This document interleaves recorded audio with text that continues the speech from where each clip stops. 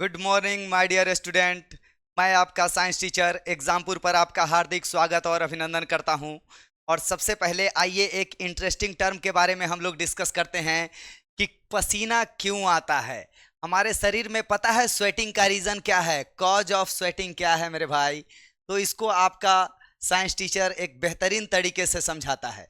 देखिए क्या होता है मेरे बच्चों, जैसे कि फॉर एग्जाम्पल हम कहीं जा रहे हैं और अचानक से हमको कोई पागल कुत्ता दौड़ा दे या अचानक से हमको भूत दिख जाए, तुरंत क्या करते हैं प्रतिक्रिया, सांसें चढ़ जाती है, धक धक धक धक, अचानक से हम भागने की कोशिश करने लगते हैं। तो जैसे ही हमको कोई भूत दिखता है या कुछ भी होता है तो हमारे शरीर में एक हार्मोन्स दौड़ जाता है। उस हार्मोन्स का नाम होता है इमरजेंसी हार्मोन। याद रखिएगा, इमरजेंसी हार्मोन हमारे बॉडी में दौड़ जाता है। ये इमरजेंसी हार्मोन करता क्या है, तो याद रखिएगा, इस इमरजेंसी हार्मोन का नाम होता है एड्रेनलिन। और ये एड्रेनलिन का ज़्यादा कुछ काम नहीं है, बेसिकली ये हमारे हार्ट रेट को बढ़ा देता है। अब हमारा हार्ट रेट जब बढ़ जाता है मेरे बच्चों, जब हार्ट रेट आपका इंक्रीज कर जाएगी तो जल्दी जल्दी से हमारा लंग्स क्या होगा, हमारे याद रखिएगा हमारा हार्ट जो होगा लंग्स को पंप करके ब्लड देने लगेगा, जिसके कारण ब्रीदिंग फास्ट हो जाएगी। आज जब ब्रीदिंग फास्ट हो जाएगी मेरे बच्चों, ब्रीदिंग फास्ट हो जाएगी तो शरीर में याद रखिएगा ऑक्सीजन का लेवल बढ़ने लगेगा। क्यों? क्योंकि लगातार गैसियस एक्सचेंज होने के वजह से हमारे शरीर में ऑक्सीजन का लेवल इंक्रीज करने लगता है। और उसके फलस्वरूप होता क्या है कि कुत्ता या भूत आपको दौड़ा रहा है तो उसके लिए आपको पर्याप्त ऊर्जा चाहिए बॉडी में। अब पर्याप्त ऊर्जा का नतीजा क्या होगा मेरे भाई, थोड़ा सा यहाँ डिस्कस कीजिए। जैसे ही एनर्जी लेवल बूस्टअप होने की ज़रूरत होती है, हमारे शरीर में ऑक्सीजन का लेवल तो बढ़ गया है, और साथ में आपको बता दूं इस समय हमारे शरीर में एक खास प्रकार की गतिविधि होने लगती है। ग्लूकोज को तोड़ने की एक नई प्रक्रिया जनरेट हो जाती है, जिस प्रक्रिया को बोलते हैं याद रखिएगा, ग्लूकोनियोजेनेसिस।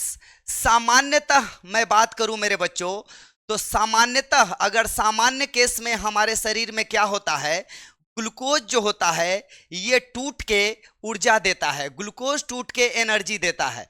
जबकि ग्लूकोनियोजेनेसिस के केस में क्या होता है, इसमें हमारे शरीर में जितने फैट है, हमारे शरीर में जितने कार्ब्स है, हमारे शरीर में जितने प्रोटीन हैं, ये सारे टूट के क्या करने लगते हैं, एटीपी का निर्माण करने लगते हैं।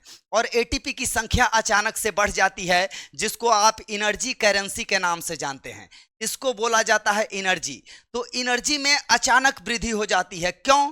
क्योंकि हमारे शरीर के फैट भी टूट के ग्लूकोज बनाने लगते हैं, प्रोटीन भी टूट के ग्लूकोज बनाते हैं, और साथ में कार्बोहाइड्रेट भी टूट के ग्लूकोज बनाने लगते हैं।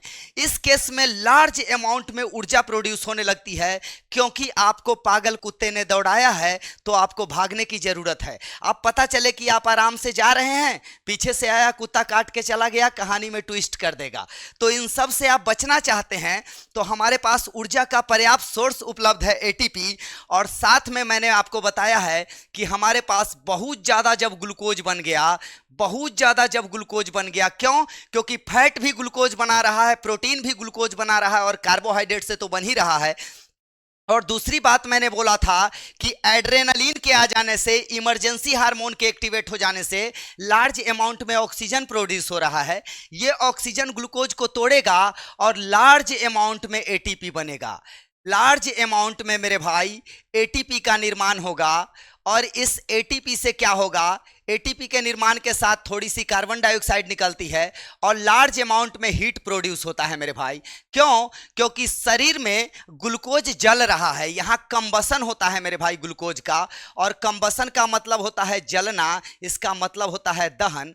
अगर कोई चीज़ आपके बॉडी में जलेगी तो लार्ज अमाउंट में उष्मा प्रोड्यूस होगा। अब ये उष्मा क्या करता है मेरे भाई, यहीं से कहानी में ट्विस्ट आती है। ये उष्मा प्रोड्यूस तो होता है, साथ ही हमारे शरीर के बॉडी टेम्परेचर को बढ़ा देता है, बॉडी टेम्परेचर को इंक्रीज कर देता है, शरीर के ताप को बढ़ा देता है, शरीर के ताप को बढ़ा देगा। अब लोचा क्या हो जाएगा, दिमाग को तुरंत सिग्नल जाती है कि शरीर का तापमान बढ़ गया है और बॉडी को फीवर होने की आशंका हो जाती है, यानी बुखार का इंडिकेशन मिलने लगता है मेरे भाई। अब यहाँ पर लोचा क्या आती है, बुखार का इंडिकेशन मिलने लगता है। अब शरीर सोचता है हाइपोथैलेमस कि इस व्यक्ति को मैंने पागल कुत्ते से तो बचा लिया, परंतु ये व्यक्ति क्या होगा, ये बुखार से मर जाएगा। तो अब हमारे पास दो ही रास्ते हैं कि कुत्ते से भी हम बच जाए और हमारे शरीर का टेम्परेचर भी ना बढ़े, यानी हम बुखार ना करें। तो हमारा शरीर क्या करता है, तुरंत हाइपोथैलेमस, याद रखिएगा हाइपोथैलेमस, जिसको बोला जाता है थर्मोरेगुलेटर। थर्मोरेगुलेटर का मतलब होता है ताप नियंत्रक।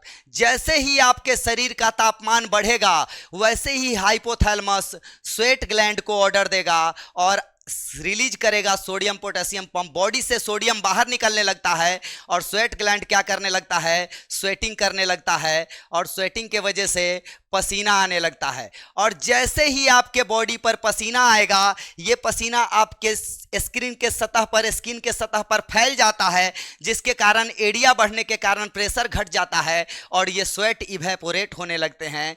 इवेपोरेशन के जरिए क्या होता है, याद रखिएगा कोई भी लिक्विड जब गैस में बदलती है मेरे भाई, जब कोई भी लिक्विड गैस में बदलती है तो लेटेंट हीट के बराबर गुप्त उष्मा अवशोषित करती है। और ये गुप्त उष्मा कहीं और से नहीं गया है, आपके बॉडी के टेम्परेचर से गया है। इसी के कारण हमारा बॉडी टेम्परेचर क्या हो जाएगा, बॉडी टेम्परेचर कंट्रोल हो जाएगा।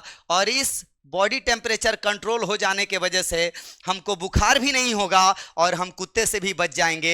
ये सारी प्रक्रियाएं थर्मोरेगुलेटर हाइपोथैलेमस का काम है। इसीलिए यहाँ बोला जाता है कि ताप नियंत्रक किसे बोलते हैं, तो हाइपोथैलेमस को बोलते हैं। दूसरी बात, इसी इवेपोरेशन के जरिए आप सुराही में जो पानी रखते हैं वो भी ठंडा होने लगता है। कभी कभी आप फील करते हैं कि आप नहा के बाद गीले बॉडी के साथ फैन के नज़दीक आ जाते हैं, तो हम हवा की वजह से, हवा की गतिज ऊर्जा के वजह से आपके जो स्वेट हैं उसके मॉलिक्यूल्स इवेपोरेट होने लगते हैं और बॉडी का तापमान घटने लगता है, आपको ठंडा फील होने लगता है। तो ऐसे ही फैक्ट के साथ जुड़े रहना चाहते हैं तो एग्जामपुर परिवार के साथ जुड़े। और आपको एक विशेष बात बता दूं कि यहाँ पर एग्जामपुर आपके लिए एक परिवर्तन बैच लेके आया है, जिसका आखिरी मौका है, क्योंकि 1 अप्रैल से, याद रखिएगा 1 अप्रैल से सारे क्लासेस स्टार्ट होने वाले हैं। और ऐसा शायद ही कोई एग्जामिनेशन होगा जिसको एग्जामपुर नहीं चलाती हो। सारे कोर्सेस आपके लिए अवेलेबल है। हर एक एग्जामिनेशन की, चाहे किसी भी स्टेट का क्यों ना हो, पुलिस से लेके एसएससी लेके रेलवे में तो खैर पूछिए ही मत, और यूपीएससी के लिए आपको पता ही होगा कितना बेहतरीन प्लेटफॉर्म प्रोवाइड करता है एग्जामपुर। तो देर ना करते हुए, इतने शानदार फैकल्टी लोग हैं, आप उनसे एक बार जुड़िएगा तो पूरे लाइफ लॉन्ग एग्जामपुर परिवार का हिस्सा बने रहिएगा। इसके लिए ऐसा अवसर दोबारा नहीं मिलने वाला है मेरे भाइयों। और ये सारे चीज़ 1499 में मिल रहा है।